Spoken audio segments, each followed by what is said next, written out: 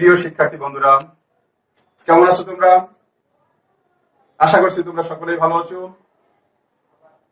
কাছে কিংবা দূরে যে যেখানে বসে আমার আজকের এই ক্লাসটি দেখছো, তোমাদের প্রত্যেককে রেলওয়ে মাধ্যমিক বালিকা বিদ্যালয়ের পক্ষ থেকে আন্তরিক শুভেচ্ছা ও অভিনন্দন।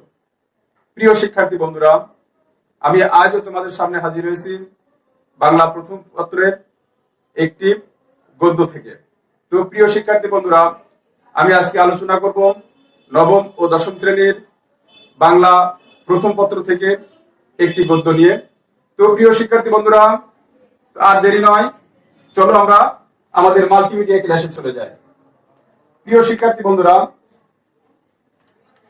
মাল্টিমিডিয়া ক্লাসে তোমাদের প্রত্যেককে স্বাগত জানাচ্ছি। প্রিয় শিক্ষার্থীরা, প্রথমেই আমি আমার পরিচয় বলছি। তো আমি সুবোধ মন্ডল, সহকারী শিক্ষক, রেলওয়ে মাধ্যমিক বালিকা বিদ্যালয়। প্রিয় শিক্ষার্থী বন্ধুরা, আমি আজকে তোমাদের সাথে আলোচনা করব নবম ও দশম শ্রেণীর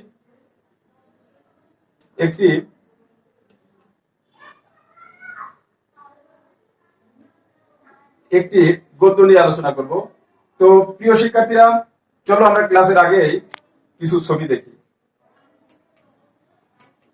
তো প্রিয় শিক্ষার্থীরা, তোমরা কয়েকটি ছবি দেখতে পাচ্ছ, বলতে পারো প্রিয় শিক্ষার্থীরা ছবিগুলো কিসের ছবি? হ্যাঁ, তোমরা নিশ্চয়ই বুঝতে পেরেছো ছবিগুলো কিসের। তো হ্যাঁ, ছবিগুলো হচ্ছে নিম গাছের ছবি, তাই না? তো প্রিয় বন্ধুরা, তো দেখো, তোমরা হয়তোবা এতক্ষণে বুঝে গেছো যে আমরা কি নিয়ে আজকের আলোচনা করব। তো আমাদের আজকের আলোচনা বিষয় তোমাদের বাংলা প্রথম পত্র বই থেকে নিম গাছ, এই গল্পটি নিয়ে আমরা আলোচনা করবো আজকের ক্লাসে। তো বন্ধুরা, তোমরা জানো এই যে নিম গাছ গল্পটি কে লিখেছেন? বনফুল লিখেছেন, তাই না? তো আমরা ছবিতে দেখতে পাচ্ছি নিম গাছ। তো প্রিয় বন্ধুরা, তো আমরা এই গল্পের শুরুতেই তোমাদেরকে বলতে চাই যে এই গল্প পড়ে আমরা কি শিখতে পারবো। তো দেখো বন্ধুরা, আমরা এই গল্পটি পড়ে কি শিখতে পারি। তো এই গল্প পড়ার শেষে আমরা মূলত লেখক পরিচিতি সম্পর্কে জানতে পারবো। তারপরে দেখো, এই গল্পে যে নতুন নতুন শব্দের ব্যবহার করা হয়েছে, সেই নতুন শব্দের অর্থ আমরা জানতে পারবো। তারপরে দেখো, নিম গাছ ও নিম পাতার যে বহুমুখী ব্যবহার রয়েছে, সে বিষয়ে আমরা এই গল্প পড়ে জানতে পারবো।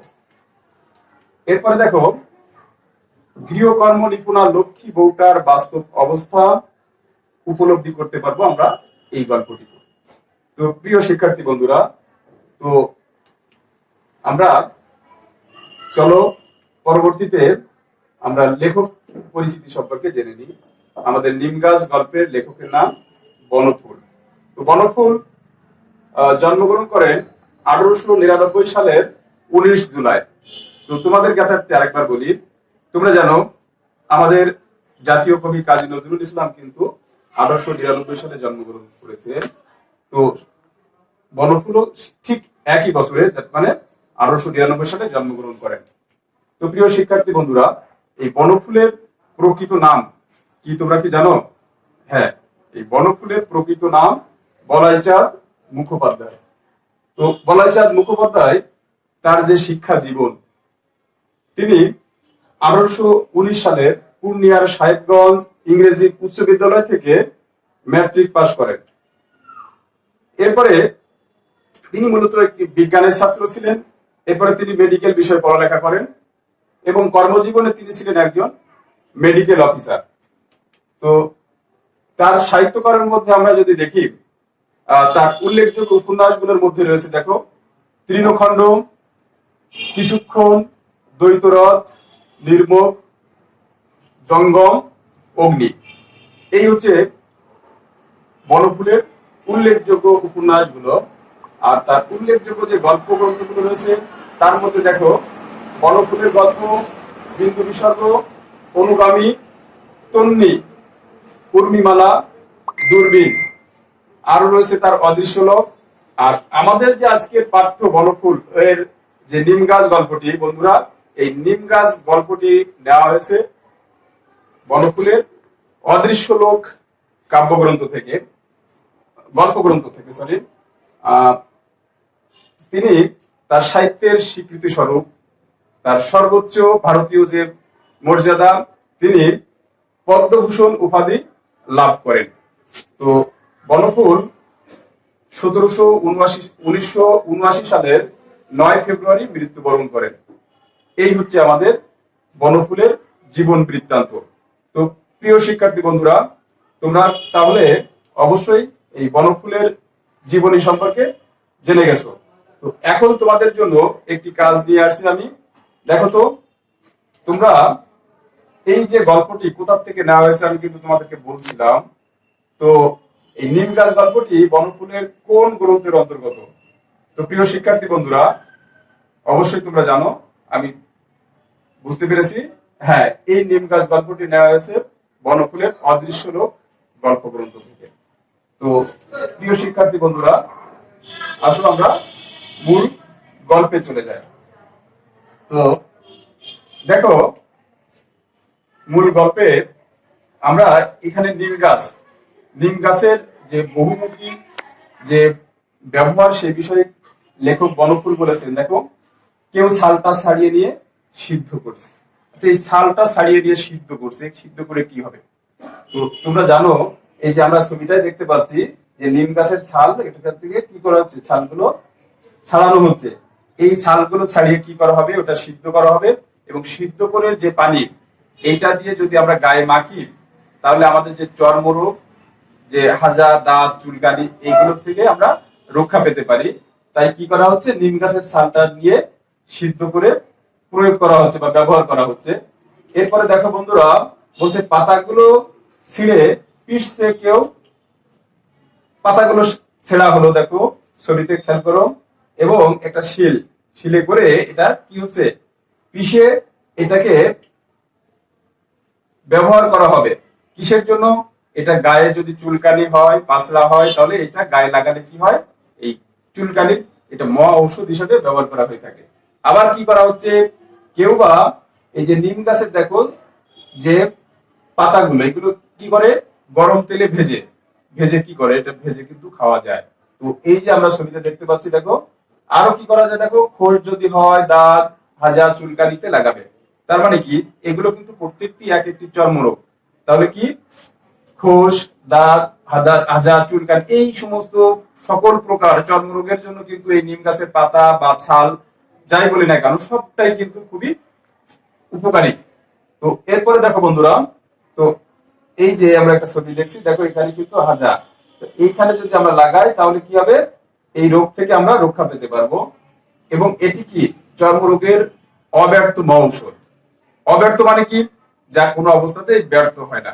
তাহলে নিম গাছের পাতা, তার যে ছাল, এতই যে উপকারী চর্মরোগের জন্য, যে এইটা মানুষ চর্মরোগের জন্য ব্যবহার করে, এবং ব্যবহার করলে এই রোগ থেকে মানুষ অনেকটাই রক্ষা পেয়ে থাকে। তাই বলা হয়েছে এটি একটি চর্মরোগের অব্যর্থ ঔষধ। তো প্রিয় শিক্ষার্থী বন্ধুরা, তো দেখো কচি পাতাগুলো খায়ও অনেকে এমনি কাঁচায়। নিম গাছের যে কচি পাতা, এগুলো কিন্তু মানুষ অনেকেই খায়। কেন খায়? তাহলে এটা খেলে কি হয়, এটা যকৃতির পক্ষে ভালো, মানে কি, এটা যকৃতকে ভালো রাখে। আর কি করে, অনেক সময় এটা দিয়ে কি করে, বেগুন দিয়ে কিংবা ভেজে বেগুন সহযোগে যকৃতের পক্ষে ভারী উপকার। বেগুন দিয়ে রান্না করে, ওই নিম পাতা রান্না করে কিন্তু খায়। খেলে কি হবে, যকৃতির জন্য এটি উপকারী অনেক, এবং এটি যকৃতকে ভালো রাখে। দেখো প্রিয় শিক্ষার্থী বন্ধুরা, আমরা এরপরে দেখছি, দেখো কচি ডালগুলো ভেঙে চিবোই কত লোক। কচি ডাল, নিমের ডালগুলো দিয়ে কিন্তু মেসক করা হয়, তোমরা ছবিতে দেখতে পাচ্ছ। তাহলে কি হবে, দাঁত ভালো থাকবে। আমাদের দাঁত ভালো থাকলে কি, দেখো দাঁতগুলো কত চমৎকার দেখাচ্ছে। আর কবিরাজরা প্রশংসা হয় পঞ্চমুখ। আচ্ছা, পঞ্চমুখ মানে কি, যার অনেক প্রশংসা করা হয়। কবিরাজরা তো প্রশংসা করবেই। কবিরাজ কারা তাহলে তোমরা তো জানো, যারা কি এই ভেষজ উদ্ভিদ দিয়ে চিকিৎসা পদ্ধতি চালিয়ে মানুষের অসুখ নিরাময় করে তাদেরকে কবিরাজ বলা হয়। আর কবিরাজরা কি করে, এই নিম গাছের ডাল পাতা তার যে ছাল এইগুলো ব্যবহার করে তারা কি মানুষকে চিকিৎসা দেয়। ফলে কবিরাজরা নিম গাছের প্রশংসায় সর্বদা পঞ্চমুখ থাকে। তো প্রিয় শিক্ষার্থী বন্ধুরা, দেখো আমরা কবিরাজ দেখলাম, এরপরে দেখো বাড়ির পাশে বাজালে বিজ্ঞরা খুশি হয়। বাড়ির পাশে যদি নিম গাছ হয়, বিজ্ঞ যারা একটু জ্ঞানী মানুষ, যারা জানে যে নিম গাছ এত উপকারী, তারা কিন্তু অনেক খুশি হয়, বলে নিমের হাওয়া ভালো থাক, কেটো না। তার মানে কি নিম গাছের হাওয়াটা আমাদের স্বাস্থ্যের জন্য অনেক ভালো, তাই তারা কি কাটতে নিষেধ করে। বলছে কাটে না কিন্তু যত্ন করে না। নিম গাছের যে গাছটাকে কাটছে না, কিন্তু নিম গাছকে কিন্তু অযত্নে অবহেলায় এটা বেড়ে ওঠে, এটাকে মানুষ যত্ন করে না। তো প্রিয় শিক্ষার্থী বন্ধুরা, দেখো আবর্জনা জমে এসে চারিদিকে, যেহেতু এটাকে যত্ন করা হচ্ছে না, তাহলে কি হচ্ছে চারিদিকের আবর্জনা এসে নিম গাছের এই যে নিমের গাছের চারিধারে ময়লা জমে একটি আবর্জনার সৃষ্টি হয়ে আছে। দেখো শাল দিয়ে বাঁধিয়ে দেয় কেউ, সে আর এক আবর্জনা। নিম গাছের যত্ন করে না কিন্তু শাল দিয়ে বেঁধে দেয়। তাহলে বেঁধে দিলে কি হলো, তাহলে নিমের শাল দিয়ে যখন বেঁধে দেওয়া হলো, তখন কি তার উপরে আরেকটা চাপ দেওয়া হলো। ফলে নিম গাছের যে শিকড়ের যে স্বাভাবিক বৃদ্ধি, এটা কিন্তু স্বাভাবিক হতে পারে না। ফলে নিম গাছের জন্য এটা কিন্তু আরেকটি আবর্জনা হিসাবে কাজ করে। তুই দেখো শাল দিয়ে বাঁধানো আমরা নিম গাছ দেখতে পেলাম। প্রিয় শিক্ষার্থী বন্ধুরা, দেখো কবিরাজ বা সবাই যখন নিম গাছের প্রশংসা পঞ্চমুখ, এর মধ্যে হঠাৎ একদিন একজন নতুন ধরনের লোক এলো, মুগ্ধ দৃষ্টিতে চেয়ে রইল নিম গাছের দিকে। ছাল তুললে না, পাতা ছিঁড়লে না, ডাল ভাঙলো না, মুগ্ধ দৃষ্টিতে চেয়ে রইল শুধু। তো আমরা ছবিতে দেখতে পাচ্ছি, দেখো নতুন ধরনের একটা লোক শুধু নিম গাছের দিকে চেয়ে রয়েছে, বলে উঠলো বাহ কি সুন্দর পাতাগুলি, কিরূপ ফোটা ফোটা, ফুলেরই বা কি বাহার, এক ঝাঁক নক্ষত্র এসেছে যেন নীল আকাশ থেকে সবুজ সায়রে। বাহ, খানিকক্ষণ যে সে চলে গেল। এখানে দেখো এক ঝাঁক নক্ষত্র বলতে কিন্তু কবি মানে লেখক এখানে নিম ফুলকে বোঝানো হয়েছে। আর সবুজ সায়র বলতে কি নিম গাছের পাতাকে বা নিম গাছের পাতা দিয়ে যে বেষ্টনী, সেটাকে সবুজ সাগর মানে সাগরের সাথে তুলনা করা হয়েছে। এবং একজন নতুন ধরনের মানুষ এসে কি করলো, সে কিন্তু এটাকে ভোগ করলো না, কবিরাজ কি করেছে সেটাকে ব্যবহার করেছে, ভোগ করেছে। কিন্তু এই নতুন প্রকৃতির যে লোকটি আসলো, সে নিম গাছকে দেখলো মুক্তভাবে এবং সে উপলব্ধি করলো এবং উপভোগ করলো। এবং দেখো আমরা নিম গাছের ফুল দেখছি, নিম গাছ দেখছি, এরপরে দেখো বন্ধুরা নিম গাছটা ইচ্ছে করতে লাগলো লোকটার সঙ্গে চলে যায়। দেখো নিম গাছের থেকে ব্যবহার করেছে, কিন্তু তার দিকে কেউ খেয়াল রাখে নাই। কিন্তু এই যে নতুন লোকটি আসলো, তিনি কি করলেন, নিম গাছের দিকে চেয়ে চেয়ে দেখলেন এবং তিনি নিম গাছের প্রশংসা করলেন। প্রশংসা কিন্তু প্রত্যেকেই ভালোবাসে। ফলে নিম গাছের অনেক ভালো লাগলো এই নতুন লোকটি। নিম গাছের ইচ্ছা করলো কি লোকটার সাথে সে চলে যেতে যায়, কিন্তু দেখো কিন্তু পারলো না। কারণ কি মাটির ভিতরে শিকড় অনেক দূর চলে গেছে, নিম গাছের শিকড়টা তো অনেক চলে গেছে। ফলে নিম গাছ ইচ্ছে করলেই কিন্তু সেখান থেকে যেতে পারে না, বাড়ির পিছনে আবর্জনার মধ্যে দাঁড়িয়ে রইল। তাহলে তাই সে কি করলো, বাড়ির মধ্যে যে আবর্জনা, তার মানে নিম গাছের গোড়ায় যে আবর্জনা জমে আছে তার মধ্যে নিম গাছটি দাঁড়িয়ে রইল। নিম গাছ ইচ্ছা হওয়া সত্ত্বেও সেই তার শিকড়ের বন্ধন ছেড়ে লোকটির সাথে যেতে পারলো না। তো এরপরে দেখো ওদের বাড়ির গৃহকর্ম নিপুণা লক্ষ্মী বউরা ঠিক একই দশা। এই যে লাইনটা আমরা দেখছি, দেখো ওদের বাড়ির গৃহকর্ম নিপুণা লক্ষ্মী বউরা ঠিক একই দশা। এই যে লাইনটা, এটাই কিন্তু আমাদের এই নিম গাছ গল্পের ম্যাজিক বাক্য। এখানে লেখক অনেক কিছু প্রতীকী হিসাবে তুলে ধরেছেন। ওদের বাড়ির গৃহকর্ম নিপুণা লক্ষ্মী বউরা। ওদের বাড়ি মানে কি? প্রত্যেক বাড়িতে গৃহকর্ম নিপুণা মানে কি? গৃহকর্মের দক্ষ যে বউ, লক্ষ্মী বউ, মানে যে বাড়ির সমস্ত বিষয়কে আগলে রাখে, সবাইকে যত্ন করে, দেখাশোনা করে, কিন্তু কেউ কিন্তু এই লক্ষ্মী বউটি খোঁজখবর রাখে না। যেমন করে নিম গাছকে আমরা প্রত্যেকেই ব্যবহার করি, কিন্তু নিম গাছের যত্ন নেই না। তেমনি ভাবে বাড়ির যে গৃহকর্ম নিপুণা লক্ষ্মী বউগুলো থাকে, তারা বাড়ি বা তাদের সংসারের সব কিছুকে আগলে রাখে। তাদের এই যে সংসারের মায়াজাল ছিন্ন করে তাদের যাওয়ার কিন্তু কোনো উপায় থাকে না। তো প্রিয় শিক্ষার্থী বন্ধুরা, তাহলে আমরা এই যে নিম গাছ একটি গল্প, এই গল্প করে কি শিখলাম? আমরা নিম গাছের বহুমুখী ব্যবহার এবং তার সাথে তাৎপর্যপূর্ণ একটি বিষয় শিখব যে আমাদের প্রাথমিক জীবনের যে বাড়ির গৃহকর্মের যে গৃহিণীরা থাকে, তারা অতি মায়া এবং আদরের সহিত তাদের সংসারকে আগলে রাখে। প্রিয় শিক্ষার্থী বন্ধুরা, এখন আমরা এই গল্পের যে নতুন শব্দগুলো আছে তার অর্থ জানার চেষ্টা করব। দেখো প্রিয় বন্ধুরা, আমরা প্রথমে দেখতে পেলাম একটি শব্দ, বলতো কি? হ্যাঁ, এটা হচ্ছে সাল। মানে নিম গাছের সালের কথা বলছিলাম, তাহলে নিম গাছের সাল বা এখানে সাল বলতে কি বুঝে? দেখো, তোমরা জানো অবশ্যই সাল মানে কি? সাল মানে হচ্ছে বাকল। এরপরে দেখো নতুন আরেকটি শব্দ পেলাম আমরা, শিলের পেশা। শিলের পেশা মানে কি তাহলে? দেখো, শিলের পাটায় বাটা। এটা দেখো এখানে ছবিতে আমরা দেখতে পাচ্ছি। তারপরে আমরা আরো একটি শব্দ দেখছি, অব্যর্থ। দেখো, অব্যর্থ মানে কি? যা বিফল হবে না। এরপর দেখো কবিরাজ। কবিরাজ মানে কি? যিনি গাছ-গাছালি অনুসরণ করে মনুষ্য রোগের চিকিৎসা করেন, তাকে বলা হয় কবিরাজ। এই হচ্ছে আমাদের নতুন শব্দ এবং শব্দ অর্থ। প্রিয় শিক্ষার্থী বন্ধুরা, এসো আমরা এখন নিম গাছের কয়েকটি ব্যবহার সম্পর্কে জানি। দেখো, আমরা নিম গাছের ছাল দেখতে পাচ্ছি। এখানে নিম গাছের ছালের যে রস, এটা কি কাজে ব্যবহার হতে পারে? আমরা দেখো প্রথমত এখানে বলছে কীটনাশক ঔষধ প্রস্তুতে এই নিম গাছের ছালের যে রস, এটি ব্যবহার করা হয়। এরপরে দেখো, এই যে রস কৃমি নাশ করতে ব্যবহৃত হয়। তার মানে কি? কৃমি দমনে ব্যবহার করা হয়। দেখো শিক্ষার্থীরা, চর্মরোগের ওষুধ বানানোর জন্য আমাদের এই নিমের রস অনেক কাজে লাগে। তো এসো আমরা নিম পাতার কয়েকটি ব্যবহার দেখি। নিম পাতা দিয়ে কি তৈরি করা যায়? দেখো, নিম পাতা দিয়ে সাবান, শ্যাম্পু তৈরি করা হচ্ছে।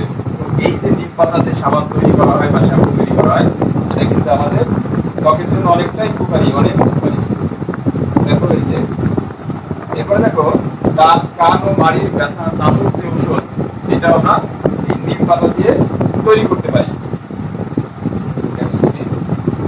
এরপরে দেখো চর্মরোগ, অ্যালার্জি ও জীবাণুনাশক ছত্রাক রোধ করতে আমাদের এই নিম পাতার ব্যবহার রয়েছে, এটা ব্যবহার করা হয়ে থাকে।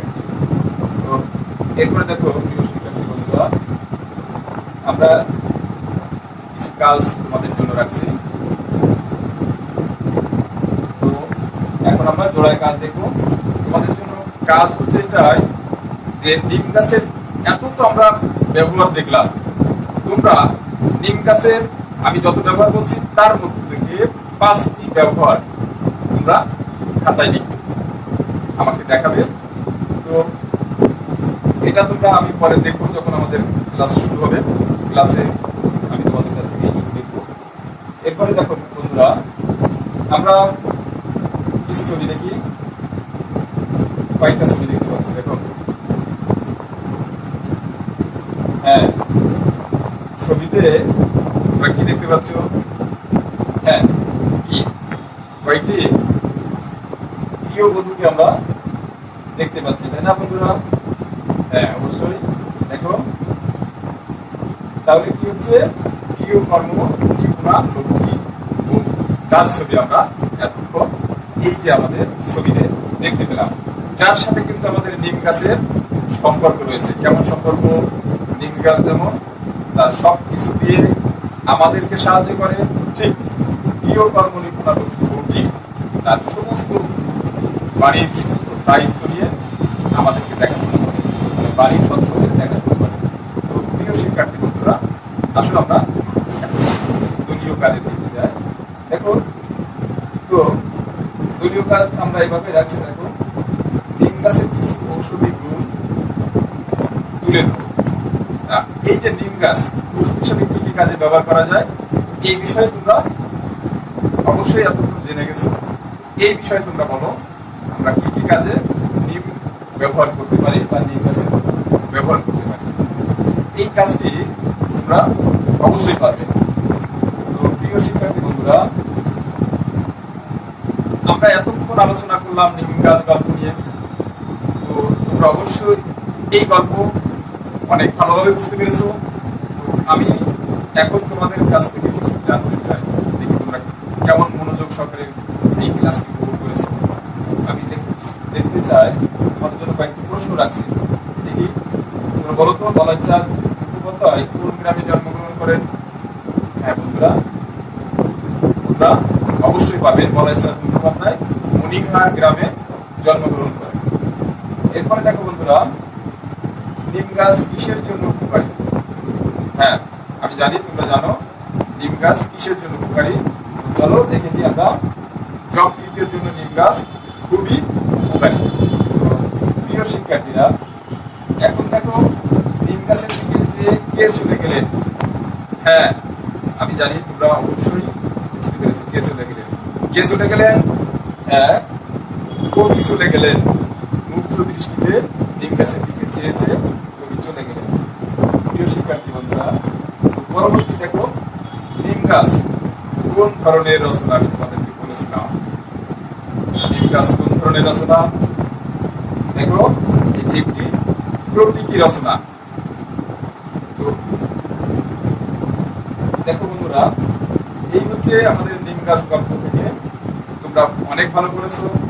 এখন আমরা ক্লাসের শেষ পর্যায়ে তোমাদের জন্য আমি একটি ছোট্ট বাড়ির কাজ রেখেছি। তো প্রিয় শিক্ষার্থী বন্ধুরা, তোমরা দেখে নাও তোমাদের বাড়ির কাজটি কি। তোমাদের বাড়ির কাজটি হচ্ছে, দেখো, সমাজ শৃঙ্খলে আবদ্ধ একজন গৃহকর্ম নিপুণা বধূর জীবনের সাথে নিম গাছ গল্পের যে দিকটির সাথে মিল পাওয়া যায় তা বিশ্লেষণ করো। এই প্রশ্নটি হচ্ছে তোমাদের বাড়ির কাজ হিসাবে আমি আজকে রাখছি। আমাদের স্কুল যখন আবার নতুন করে খুলবে, চালু হবে, তোমরা যখন স্কুলে আসবে, তখন কিন্তু তোমাদের এই কাজটি আমি দেখব। প্রিয় শিক্ষার্থী বন্ধুরা, আমরা আজকে ক্লাসে নিম গাছ গল্প নিয়ে বিস্তারিত তোমাদের সামনে আলোচনা করেছি। তো তোমরা যারা এতক্ষণ আমার এই ক্লাসটি শুনছো, আমার ক্লাসটি উপভোগ করলে, তোমাদের প্রত্যেককে আমি আবারও ধন্যবাদ জানাচ্ছি এবং তোমাদের সকলের মঙ্গল কামনায় আজকের ক্লাস এখানেই শেষ করছি। সবাইকে অনেক অনেক